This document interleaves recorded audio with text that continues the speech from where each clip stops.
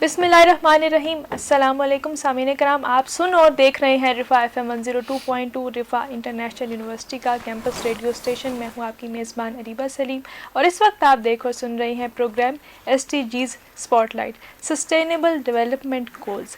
सामीन कराम, अक़वाम मुत्तहिदा की तरफ से ये मुकर्रर करता 17 तरक्याती अहदाफ हैं जो किसी भी मुल्क की तरक्की को इंश्योर करते हैं, उसके शहरियों को किस तरह की सहूलियात दी जा रही हैं ये इंश्योर करते हैं, और इसके अलावा किसी भी मुल्क को तरक्की पर गामज़न करने के लिए वो कौन कौन से इक़दामात हैं। तो ये जो अहदाफ है 17 अहदाफ, वो ये चीज़ मुकर्रर करते हैं, एक रोड मैप मुहैया करते हैं। तो सामीन कराम, हमारा मकसद ये है कि आपको इन अहदाफ के बारे में जो है आगाही फ़राहम करें, क्योंकि सामीन कराम ये सब अहदाफ, ये जो गोल्स हैं, ये हमारी ज़िंदगी से बराह रास्त मुंसलिक हैं। ये सिर्फ हम ये कह सकते हैं कि ये एजेंडाज़ या सिर्फ वो पॉइंट्स नहीं हैं, बल्कि ये हमारी ज़िंदगी में भी अहम किरदार अदा कर सकते हैं, बल्कि हमारे लिए भी एक आगाही का ज़रिया है कि हम एज एन इंडिविजुअल इनफरादी तौर पर अपने मुल्क की तरक्की में किस तरह से किरदार अदा कर सकते हैं। हमारी डिस्कशन जारी थी हंगर के हवाले से, भूख के हवाले से, और अपने कुदरती वसाइल को हम ज़िम्मेदाराना तरीके से किस तरह इस्तेमाल कर सकते हैं, इस हवाले से हमारी डिस्कशन जारी थी। मेरे साथ मौजूद हैं इसी हवाले से माहिरीन, और मेरे साथ हमेशा की तरह मौजूद हैं फ़ाइज़ा मरियम और हलीमा अजमल साहिबा, और उन्होंने इस हवाले से काफ़ी डिस्कशन की, कुछ स्ट्रेटजीज़ शेयर की, पाकिस्तान के हालात पर भी बात की। अब हम बात करने जा रहे हैं एग्रीकल्चर एंड सस्टेनेबिलिटी पे, किस तरह से हम एग्रीकल्चर के सेक्टर में किस तरह की जिसे कहते हैं चेंजेस ला सकते हैं, किस तरह की स्ट्रेटजीज़ इस्तेमाल कर सकते हैं जिससे हंगर का जो है वो हम मुकाबला कर सकते हैं। तो एक बार फिर आप दोनों को प्रोग्राम में वेलकम करती हूँ, फ़ाइज़ा और हलीमा, आपका बहुत शुक्रिया। सबसे पहले मैं हलीमा से ही जानना चाहूँगी, सस्टेनेबल एग्रीकल्चर क्या है? बहुत शुक्रिया रीबा। सस्टेनेबल एग्रीकल्चर की बात की जाए तो हमें पता है कि पाकिस्तान एक एग्रीकल्चरल लैंड है और हमारी मैशत का बड़ा हिस्सा जो है वो एग्रीकल्चर पर इन्हिसार करता है। अब अगर सस्टेनेबल एग्रीकल्चर की बात की जाए तो सस्टेनेबल एग्रीकल्चर से मुराद कि आप इस तरह से ज़राअत पर काम करें या एग्रीकल्चर की प्रमोशन या उसकी डेवलपमेंट के लिए काम करें कि आपकी लाइवलीहुड, आपकी स्टॉक, आपकी जो एग्रीकल्चरल लैंड है उसको प्रिजर्व किया जा सके, ठीक है, और उसकी कोई नेगेटिव असरात भी ना हो आपकी सेहत पर, ठीक है। तो सस्टेनेबल एग्रीकल्चर से मुराद के बेहतर तरीके से फसलों को ग्रो किया जाए जिसकी कोई नेगेटिव इम्पैक्ट्स ना हो, ना सेहत पर, ना आपकी ज़मीनों पर, और ना ही बाकी तमाम इक्वेटिक लाइफ पर, ठीक है। तो सस्टेनेबल एग्रीकल्चर किस तरह से की जा सकती है, इसके मल्टीपल तरीके हो सकते हैं। मुख्तलिफ़ तरीक़ों से सस्टेनेबल एग्रीकल्चर के जो गोल है उसको अचीव किया जा सकता है। जैसे हम अपनी फसलों को बेहतर तौर पर ग्रो किस तरह से कर सकते हैं।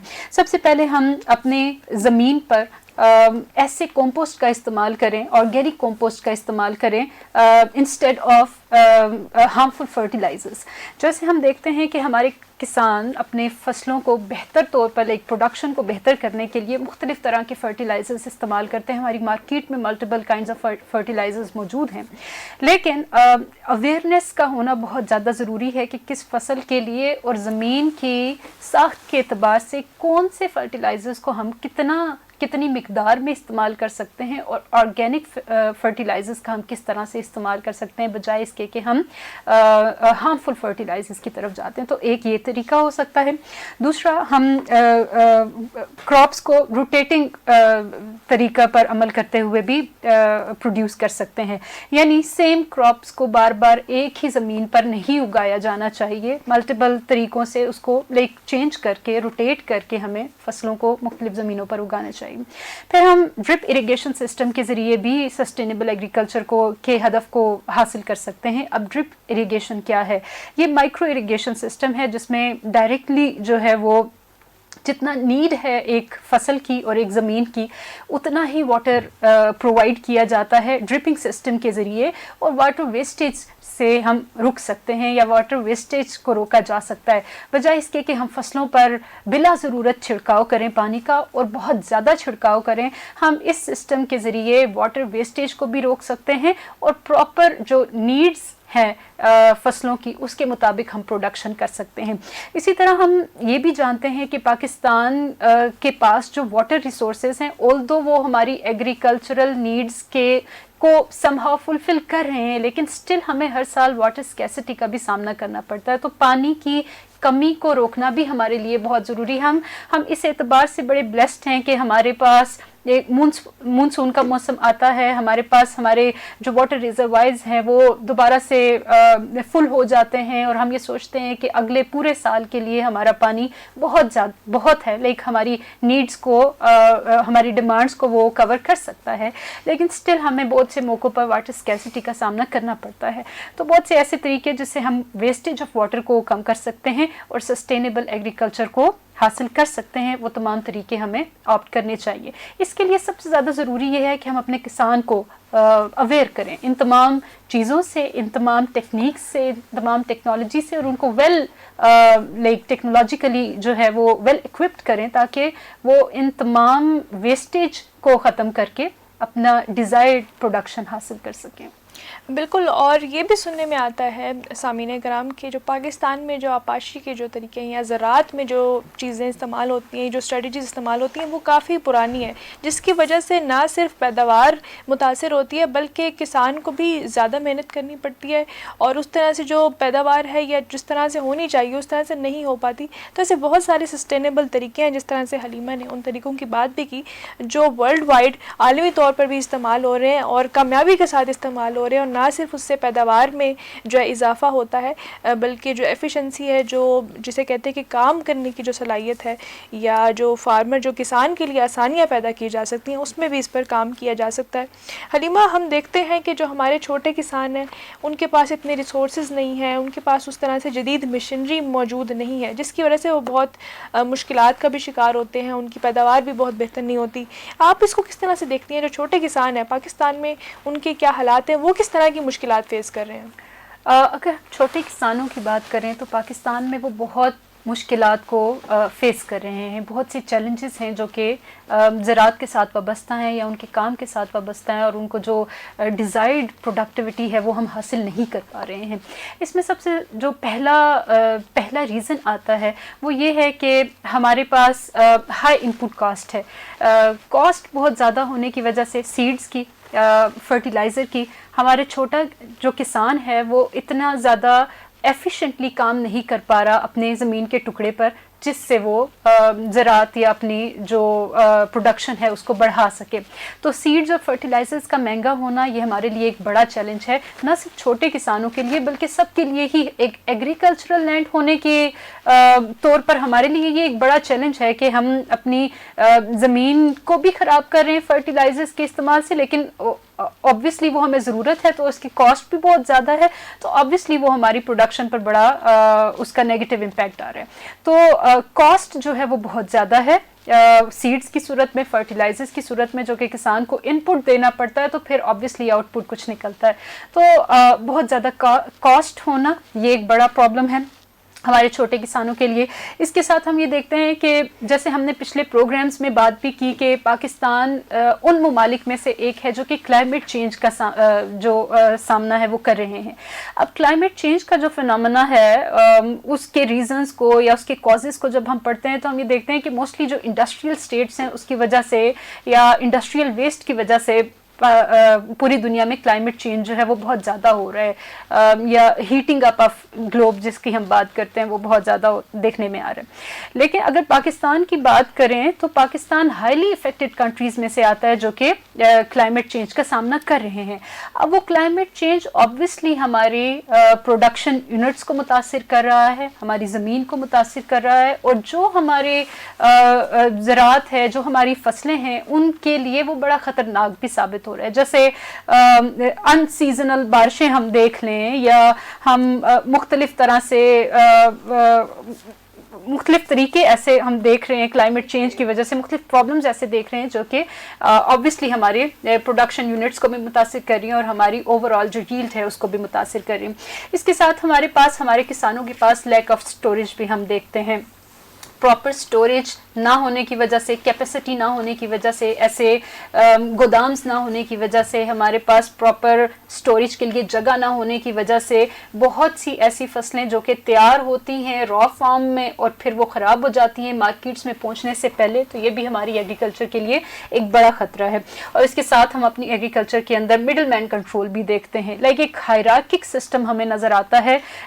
ایک پروڈیوسر جو پروڈیوس کر رہا ہے اور کنزیومر تک ایک جو ییلڈ ہے وہ پہنچنے تک ہمیں بہت سے پرابلمس کا سامنا کرنا پڑتا ہے. اس میں ہمارے پاس ٹرانسپورٹیشن کے مسائل بھی ہیں, مڈل مین کنٹرول بھی ہے, اور مختلف طرح سے پرائز کو جس طرح سے ایڈجسٹ کیا جاتا ہے. تو یہ ساری پرابلمز یا یہ ساری اسٹریٹجیز الٹیمیٹلی ہمارے اسمال جو لیول پہ کام کرنے والے فارمرز ہیں یا پیزنٹس ہیں, آبویسلی ان کے لیے یہ بڑا خطرناک ایلیمنٹ ہے. تو یہ ساری چیزیں ہیں جو کہ ہمارے چھوٹے فارمرز کو بڑا نقصان پہنچاتی ہیں. اچھا ہم دیکھتے ہیں حلیمہ کے جو اربن سینٹرز ہیں, جو شہری علاقے ہیں, وہ رورل ایریاز پہ ڈپینڈ کرتے ہیں ریسورسز کے لیے, فوڈ کے لیے اور بہت ساری چیزوں کے لیے. تو کیا اربن ایریاز, شہری علاقے ہیں, وہ کس طرح سے سسٹینیبل فوڈ پروڈکشن میں اپنا کردار ادا کر سکتے ہیں؟ ہم دیکھتے ہیں کہ شہروں میں بہت ساری سہولیات موجود ہیں, بہت ساری ایسی چیزیں موجود ہیں, اور جس طرح سے ہمارا مقصد بھی پروگرام کرنے کا یہی ہے کہ ہم زیادہ سے زیادہ اس حوالے سے آگاہی فراہم کریں. تو یہ بتائیے گا کہ اربن سینٹرز, شہری علاقے اس چیز میں اپنا کردار کس طرح سے ادا کر سکتے ہیں؟ بالکل, یہ بہت امپورٹنٹ ہے ہمارے سسٹینیبل ایگریکلچر کے گول کو حاصل کرنے کے لیے. اگر ہم اربن انوالومنٹ دیکھتے ہیں اس سارے پروسیس کے اندر, اب جیسے آپ نے ابھی کہا کہ ہماری اربن پاپولیشن جو کہ زیادہ بڑا ریشو ہے وہ ڈپینڈ کرتا ہے ہمارے رورل ایریاز پر اور ان کی پروڈکشن پہ. تو ہمارا ایز لائک اربن جو پاپولیشن ہے اس کا کیا کردار ہو سکتا ہے اس سارے معاملے میں اپنی پروڈکشن کو بہتر کرنے کے لیے یا اپنی نیڈز کو پورا کرنے کے لیے. اس حوالے سے ہم ریسنٹ ٹائم میں بہت زیادہ کوششیں بھی دیکھتے ہیں اور بہت زیادہ لوگوں کو اس حوالے سے کام کرتے ہوئے بھی دیکھتے ہیں.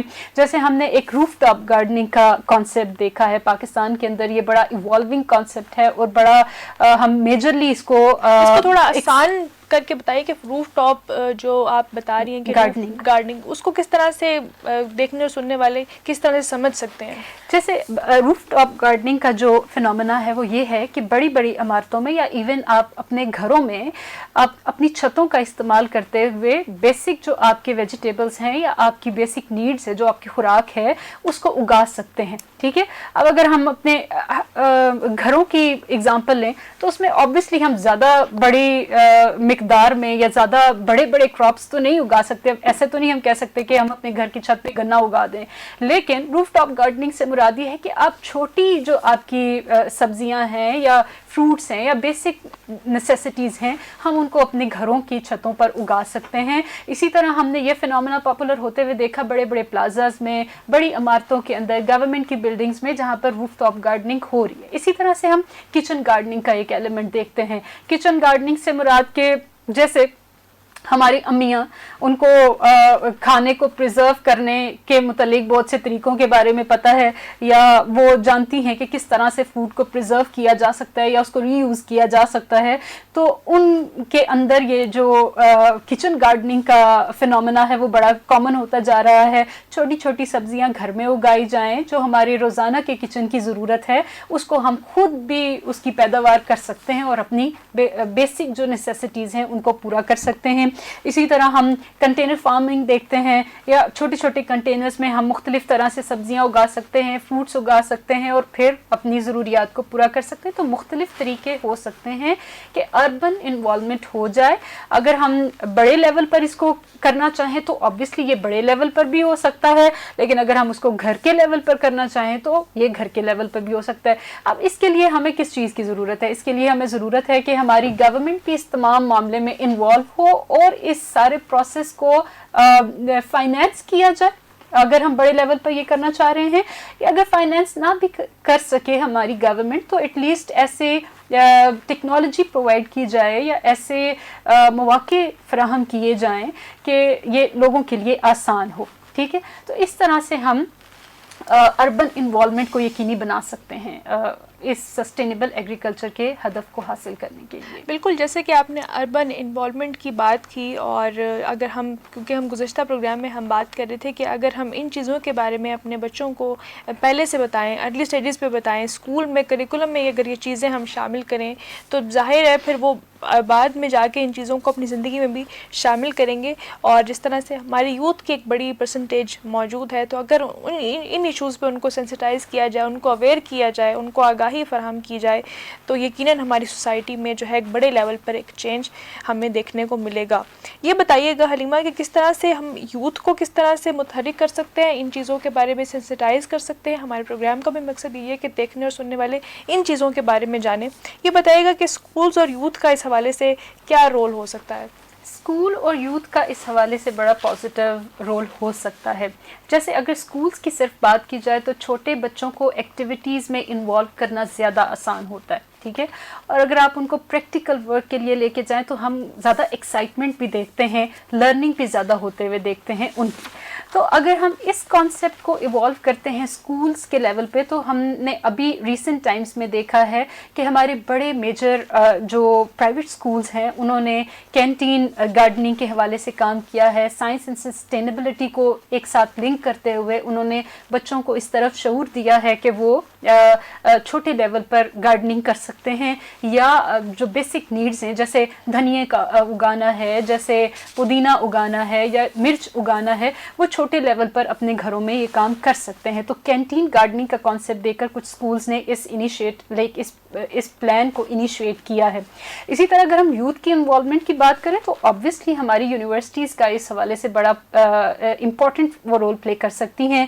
جیسے اگر ہم ریسرچ کے حوالے سے دیکھیں تو ہماری ایگریکلچرل یونیورسٹیز ہیں، راولپنڈی میں کام کر رہی ہیں، فیصل آباد میں کام کر رہی ہیں، لاہور میں کام کر رہی ہیں. تو بڑے شہروں کی یوتھ کو اس حوالے سے انوالو کرنا بہت آسان ہے.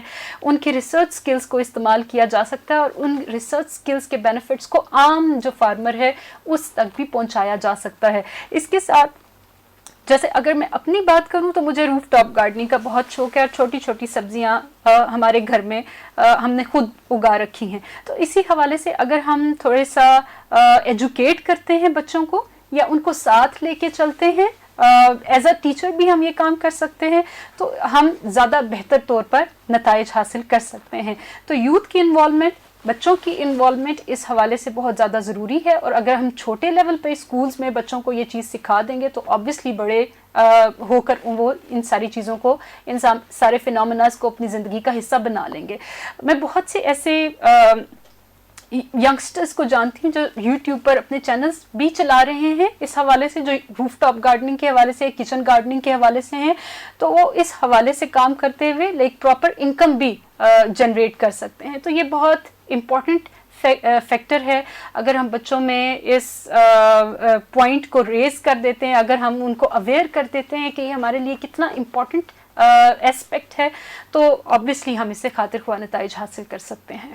بالکل. اور بچوں کو میرے خیال سے ایک ارلی سٹیج میں، ایک ارلی ایج میں ان چیزوں کی عادت ڈالی جائے، ان چیزوں کے بارے میں بتایا جائے، تو وہ یقیناً ان چیزوں سے انوالو ہوں گے اور باقی ہارمفل ایکٹیویٹیز سے بھی بچ جائیں گے جو ٹیکنالوجی کے ایرا میں ہمیں دیکھنے کو ملتی ہے.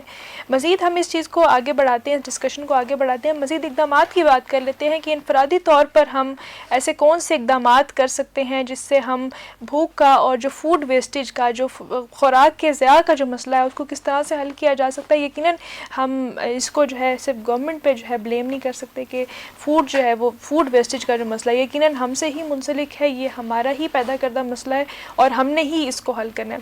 فائزہ آپ کی طرف بڑھوں گی، بتائیے گا کہ عام لوگ اس کو کس طرح سے حل کر سکتے ہیں، انڈیویجولی ہم ایسی کون سی ایفرٹس کر سکتے ہیں اپنے اینڈ پہ جس سے جو غذا کا جو ضیاع ہے اس کو کم کیا جائے اور ہنگر کو، جو بھوک کا جو مسئلہ ہے اس کو بھی ساتھ ساتھ کاؤنٹر کیا جا سکے. بالکل. آپ اپنے جب سے آپ چینج ہمیشہ اپنے آپ سے شروع کرتے ہیں تو آپ خود کچھ ایسے چھوٹے چھوٹے اسٹیپس ہیں، بیبی اسٹیپس لے سکتے ہیں جو کہ ایک بڑے چینج میں، تبدیلی میں منتقل ہو جاتے ہیں. سب سے پہلے تو آپ خود اپنی پلیٹ جب بنا رہے ہیں تو آپ ایک اسمال سرونگ سے شروع کیجئے، کیونکہ آپ ہمیشہ دوبارہ پلیٹ کو ریفل کر سکتے ہیں نا.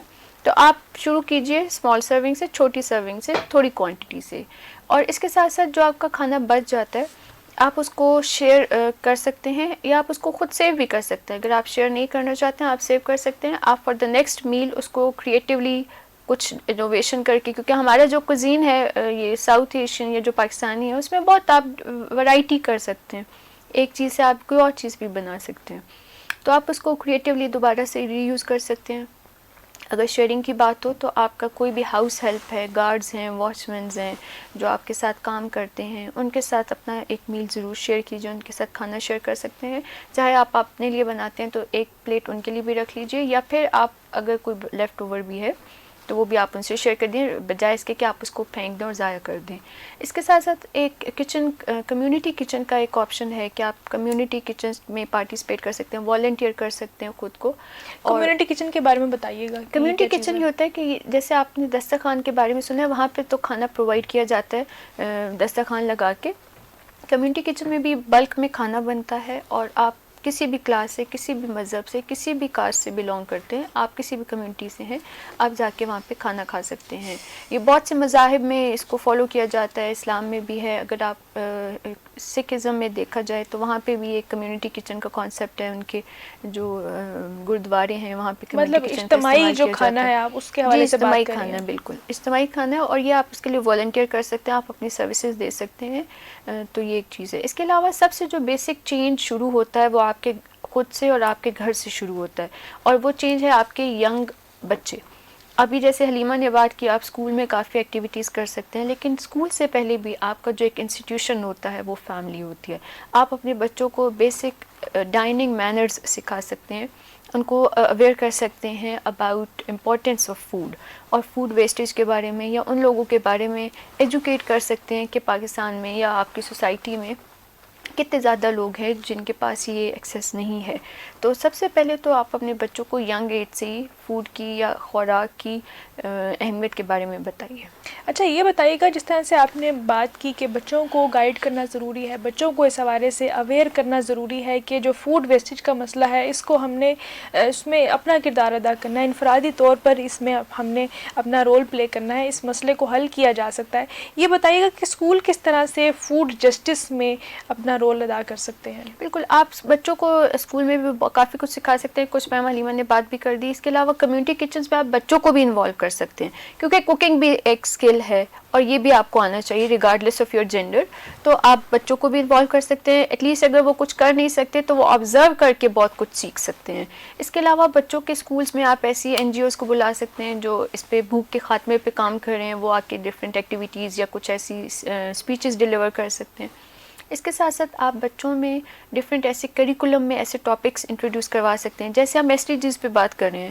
انفارچونیٹلی ہمارے نیشنل کریکولم میں اس پہ بات نہیں ہوتی ہے, کیمبرج سسٹم میں ہے, لیکن جو نیشنل کریکولم میں جو وائڈر ریچ ہے جس کی, اس میں SDGs کے بارے میں کوئی بات نہیں ہوتی ہے. تو آپ اس تمام ایشوز کو, بھوک کے خاتمے کو بھی اپنے کریکولم کا حصہ بنائیں, تاکہ بچوں کو چھوٹی عمر سے اویئرنیس ہو کہ آپ کے پلیٹ میں اگر کھانا ہے تو ضروری نہیں ہے کہ آپ کے آس پاس رہنے والے تمام بچوں اور تمام لوگوں کی پلیٹ میں کھانا ہو.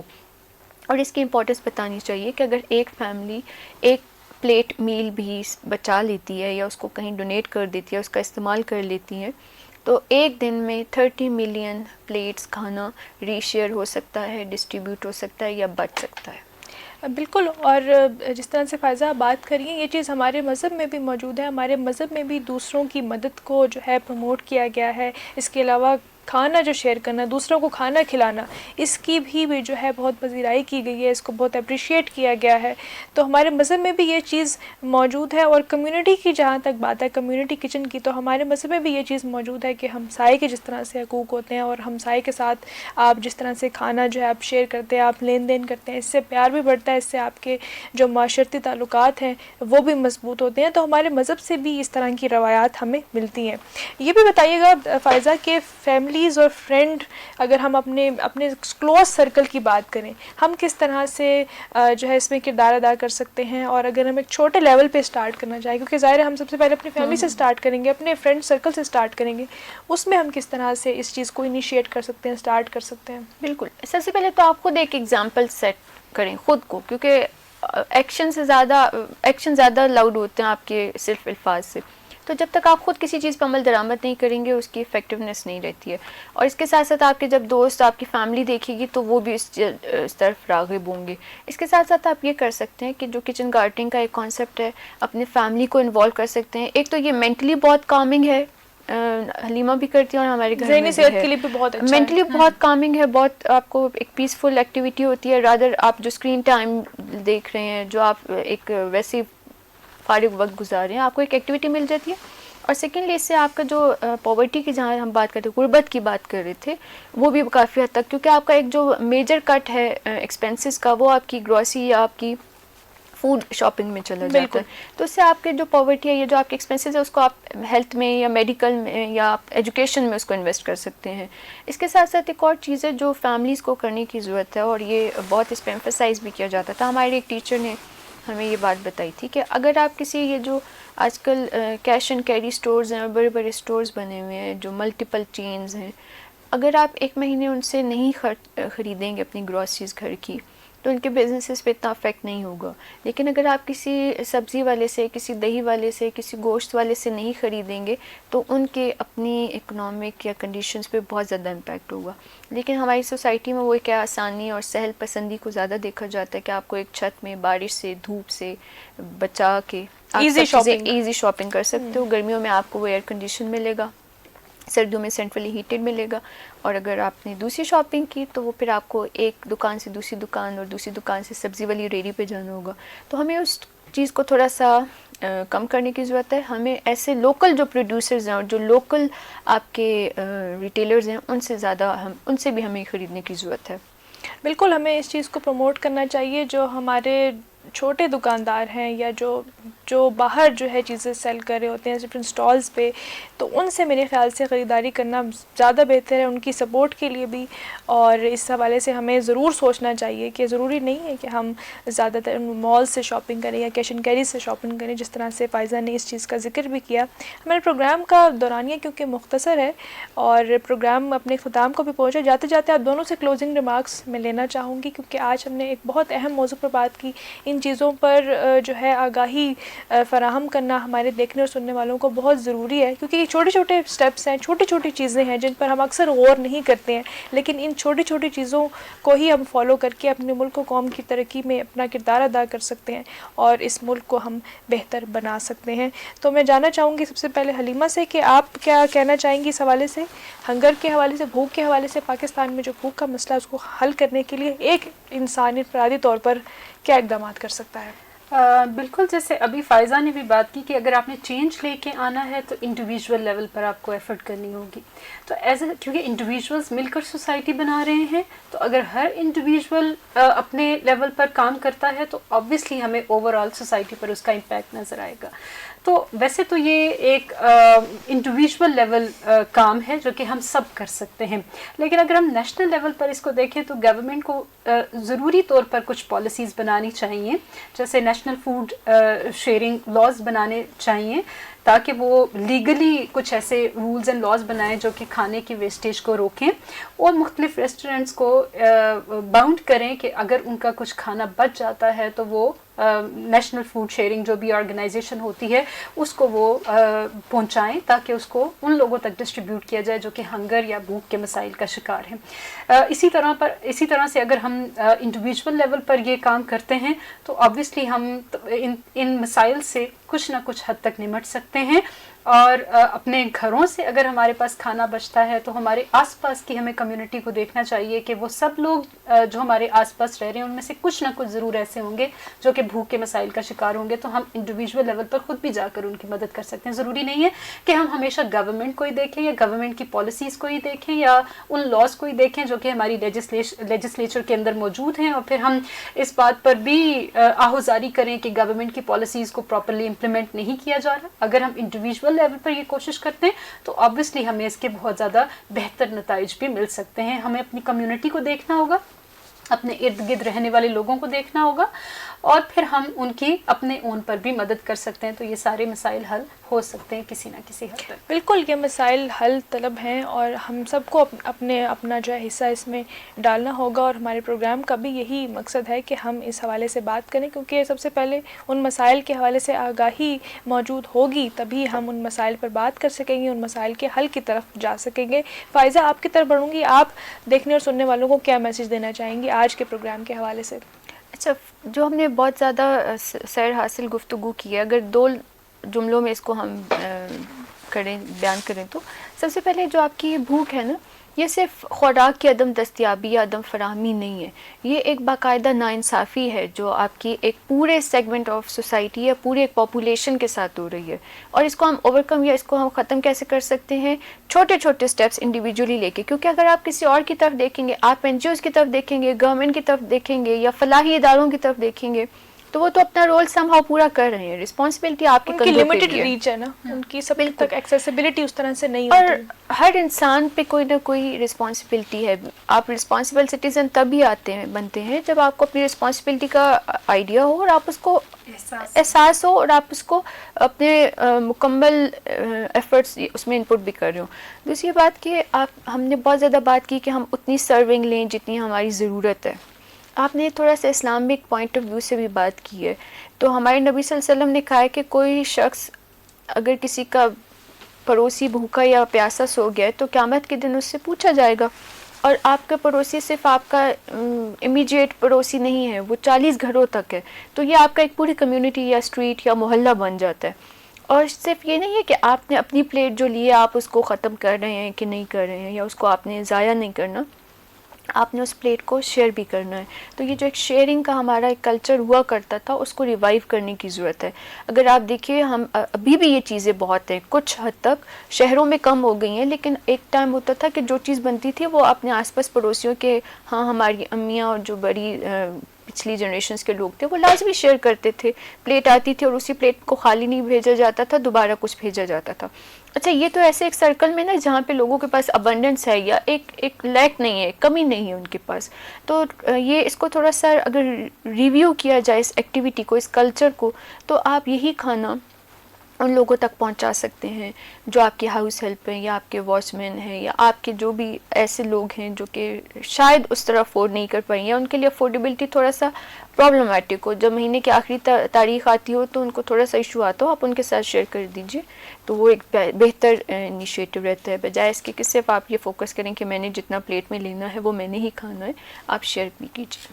بالکل فائزہ, اور سامعین کرام اس وقت ہم اپنے پروگرام کو اینڈ بھی کرنے جا رہے ہیں, اور میں بھی یہی کہنا چاہوں گی جس طرح سے فائزہ نے بات کی کہ ہمارے ہمسایوں کے ہمارے اوپر حقوق ہوتے ہیں, اور چینج ہم سب سے پہلے اپنی ذات سے لا سکتے ہیں. ہماری جو انڈیویجول ایفرٹس ہوں گی, جو انفرادی ہماری کوشش ہوگی, اس سے ہم ایفرٹ لا سکتے ہیں, اور اسی سے ہی ہم اپنے ملک کی ترقی میں اہم کردار ادا کر سکتے ہیں. ہمارا ایز اے براڈ کاسٹر یہ ذمہ داری ہوتی ہے کہ ہم ان موضوعات پر بات کریں جو ریلیونٹ ہیں, جو جن کو ڈسکس کرنا لازمی ہے, اور اسی لیے ہم ان مسائل پر بات بھی کر رہے ہیں. تو اس پروگرام کا مقصد یہ ہے کہ ہم پاکستان کو جو مسائل درپیش ہیں ان پر بات کریں, ان کے حل پر بات کریں, اور ہم اس میں کیا کردار ادا کر سکتے ہیں ان پر بات کریں. اور آج ہم نے بات کی ایگریکلچر کے حوالے سے کہ ایگریکلچر سیکٹر میں کون کون سے ایسے پرابلمس موجود ہیں, پیداوار کو ہم کس طرح سے بڑھا سکتے ہیں, اس میں کہاں کہاں غلطیاں موجود ہیں, کہاں کہاں اس میں بہتری لائی جا سکتی ہے, اور جو انفرادی طور پر اقدامات ہیں وہ کس طرح سے کیے جا سکتے ہیں تاکہ ہم